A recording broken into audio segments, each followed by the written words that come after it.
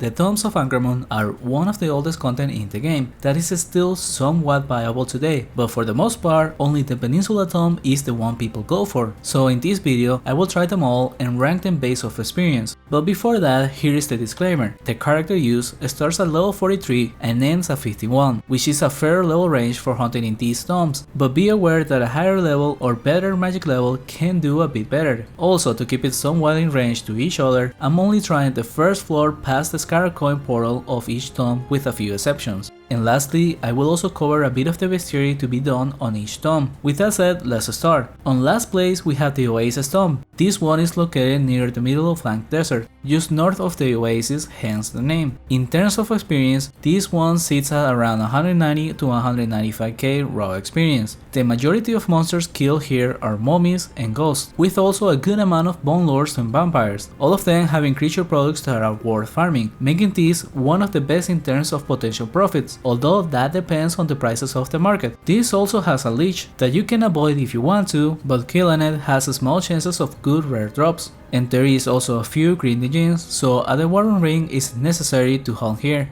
Moving on to 6th place is the Tar Pit tomb, located on the tar pits northeast of the city. The majority of monsters are mummies and gargoyles, with the 2nd place for ghouls and creep warriors. Overall, not the best distribution of monsters, but if you want to do the task for gargoyles, then it can be good. The experience is of around 200 to 205k, and I had to add 2 rooms from the last floor, because even with a low level, I was overkilling the spawn. It is just a slightly better experience than the last one, but the profit is possibly the worst of all tombs. Next up on 5th place, the Mountain tomb. This one is located to the far northwest of the desert, near the Blue Digging Tower. The monsters here are quite balanced between vampires, stalkers, mummies and ghosts, and the raw experience is between the 200 to 205k. There is also one part that you need to be careful with over here, since when passing through, the pillars can attack you. If you are very unlucky, you could get headshot, but for the most part, it's not the case. I was going in with no problems, but using mana shield solves the problem as well, and this one also has a leech on this side, so be careful there. Now on 4th place, the Stone tomb. It's located to the southeast of the tar pits, and the theme for this tomb is poison, with a majority of scarabs followed by mummies and 10 slimes, creature hamblers and scorpions. Having Exona post is a must for the scorpions, but not as needed for the others. This one has the highest amount of mummies, which is the main source of money for the embalming fluids, but in the case of new servers it can be pretty good if picking up gold, as both the scarabs and mummies drop good amount of gold coins and gems. Also in the case of only having one scarab coin, here you are likely to stash up on them.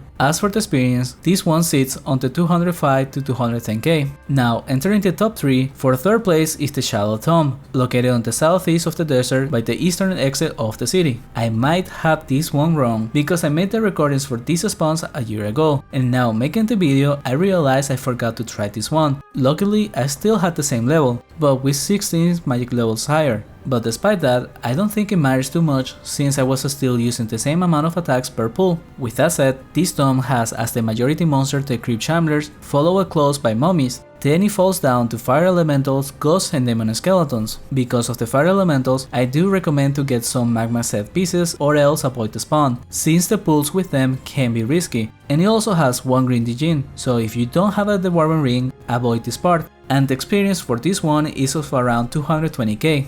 Moving on to the 2nd place, we had the Ancient Ruins tomb, located to the northeast of the desert or just southeast of the Darasha passage. This one is yet again possibly wrong, because unlike the others, I had to do a few pulls on the last floor. This was a must do by design of the cave, or else the experience would have been much lower, since there is a big downtime between pulls otherwise. For the sake of keeping it similar to the other spawns, I only did a few pulls to the east of the stairs, which have necromancers and vampires, so too good of a pull to pass on. With that aside, the majority of monsters are ghosts and stalkers, followed by some mummies and vampires. On a brand new server, it can be quite good for looting stealth rings from the ghosts and BOH from the necromancers if you get lucky. In terms of experience, it's of around 215 to 220k.